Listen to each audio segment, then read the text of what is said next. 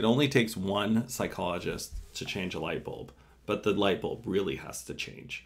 My name is Victor Ashley, and I'm a real estate agent out of Seattle, Washington. This is how you get a hold of me. Also, leave a comment below. The snarkier, the better. And while you're at it, hit subscribe because I cover a lot of areas, topics, zip codes, and concepts that might be important to you. And I could be talking about your neighborhood or even your situation next. And feel free to follow along because I'm actually going to get into one right now, and that's the Crownhill neighborhood. And this is the 98117 inside of Seattle. Let me give you a quick walk-on for any of you that are new to the channel. So if you're new to the channel, a lot of people just don't know where all these little neighborhoods are. But the Seattle Space Needle is what I use as our general point of reference. The Crownhill neighborhood is about 8 to 9 miles north of the Seattle Space Needle, and it includes a little bit of Ballard, Greenwood, Finney Ridge, and then also some all of Golden Gardens.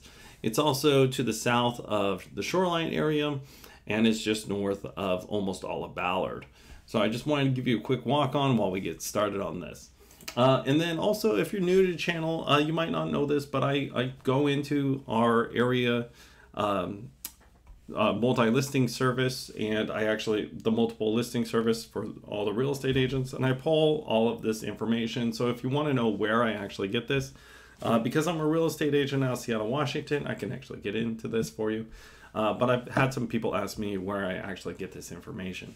So let me get into it right now. So the Crownhill neighborhood, inside of Crownhill, there's 34 homes that are available for sale, and they're ranging in prices, but I'm only reviewing the ones that are under $1 million.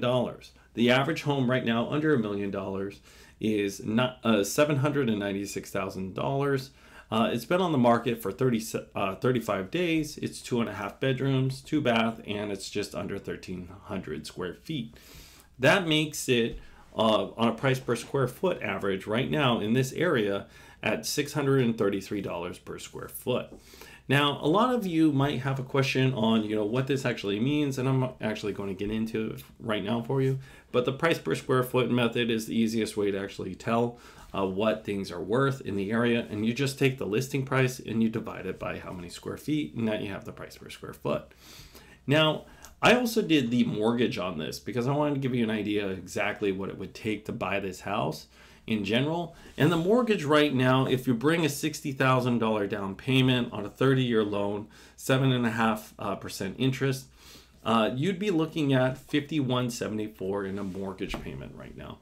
And this is kind of interesting because that is actually 187% more than the rent in this area.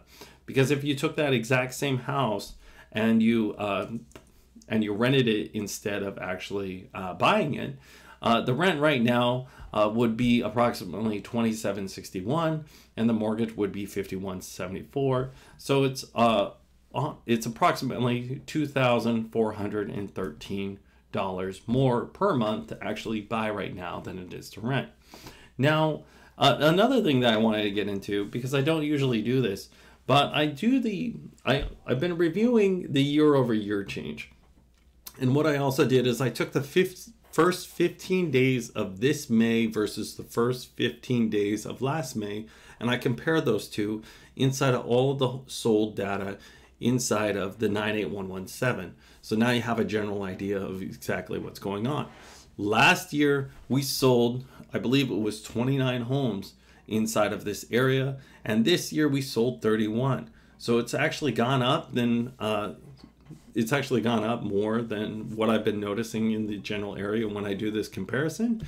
But there's a decrease of $217,000, and that comes out to a negative 18% decrease in the equity in the homes right now. Because homes used to sell for $661 per square foot, and now they're selling on average for $544 a square foot. And as you can tell, the ones that are available right now on market are averaging just on average $633 a square foot, which actually means that the homes being priced right now, and this might be contributing to why they're on the market for so long, is they're actually being priced above market average by about 10 to 15%. So this is very interesting, and you have to pay attention to this when you're in the market of buying and selling real estate right now. Because again, the price per square foot model is really good at figuring out what the average is. But at the same time, you got to know what things are actually selling for. And the reason why I do this is because there's a lot of different people out there that are saying, hey, don't worry about the market change right now. It's just seasonal. It's not seasonal. We sold almost the exact same amount of homes that we sold last year, but we're selling them for less. So keep this in mind. Now, at the same time, if you're a buyer, it might sound like a better option for you because you're going to be able to get a home for less money. But that is actually the issue. You're not getting it for less money right now because of the interest rates on the mortgage rates right now. Because last year's mortgage versus this year's mortgage, on average, it was 498%. It was 4.98% last year. And this year, it's averaging between 7.12 and 7.5. So now you have a general idea. It's a lot of numbers, but I actually want to get into this a little bit because there's a lot of people out there that just don't know the market. And that's the reason why I do these videos for you, so you have a general idea of what this market is. And I'm also trying to combine my year-over-year change as well as my area review. Because, if you're a buyer out there, you might be saying, hey, this is a better time for me to buy right now. But you're going to have a handicap with the interest rates. On the other hand, you might be a seller and you say, hey, I'm going to have some people come out here and take a look at my home, and I want to price it for above market. Well, now you're going to be sitting on the sidelines for a while. And then you might be someone like me who's actually a renter right now, and you're sitting here and you're like, I can't buy right now, but I'm actually saving money, but I'm not building equity. All this stuff does matter, and the reason why we do this is so we have a general idea of what we're actually talking about.